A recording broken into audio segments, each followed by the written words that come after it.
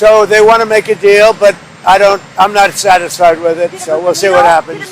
Iran wants to make a deal because they have no military left, essentially, and they want to make a deal, but I'm not satisfied. যুক্তরাষ্ট্রের সঙ্গে চলমান যুদ্ধ অবসানে পাকিস্তানের মধ্যস্থতাকারীদের মাধ্যমে একটি নতুন শান্তি প্রস্তাব পাঠিয়েছে Iran.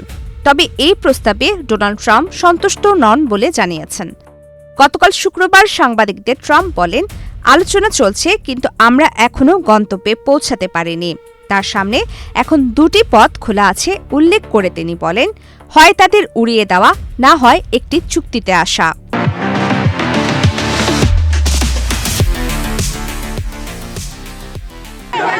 How would it look different?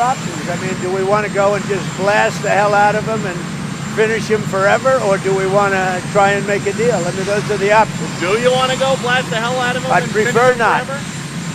On a human basis, I'd prefer not, but that's the option. Do we want to go in there heavy and just blast them away, or do we want to do something?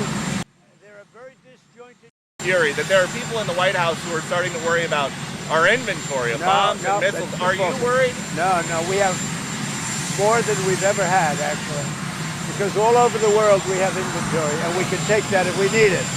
But all over the world we have tremendous amounts of inventory, the best. ইরানের এই প্রস্তাবে ঠিক কি কি ত্রুটি রয়েছে সে বিষয়ে বিস্তারিত কিছু না বললেও ট্রাম্প মন্তব্য করেন, তারা এমন কিছু চাইছে যা মেনে নেওয়া আমার পক্ষে সম্ভব নয়। ইরানের রাষ্ট্রীয় সংবাদ মাধ্যমের বরাত দিয়ে জানা গেছে, গত বৃহস্পতিবার রাতে তেহরান এই প্রস্তাবটি পাকিস্তানের কাছে হস্তান্তর করে, তবে প্রস্তাবের বিস্তারিত এখনো স্পষ্ট নয়। মধ্যস্থতাকারী দেশ পাকিস্তান এই প্রস্তাবকে বড় সাফল্য হিসেবে দেখলেও ওয়াশিংটনের অনড় অবস্থানে পরিস্থিতি এখন জটিল। যুদ্ধের প্রভাবে পাকিস্তানে জ্বালানি খরচ 3 গুণ বেড়েছে, ফলে দেশটির সেনাপ্রধান ফিল্ড মার্শাল আসিম মুনির ও প্রধানমন্ত্রী শাহবাজ শরীফ আপ্রাণ চেষ্টা করছেন যুদ্ধ থামাতে। গত এপ্রিলে ইসলামাবাদে দুপক্ষের উচ্চ পর্যায়ের আলোচনা হলেও তা ব্যর্থ হয়।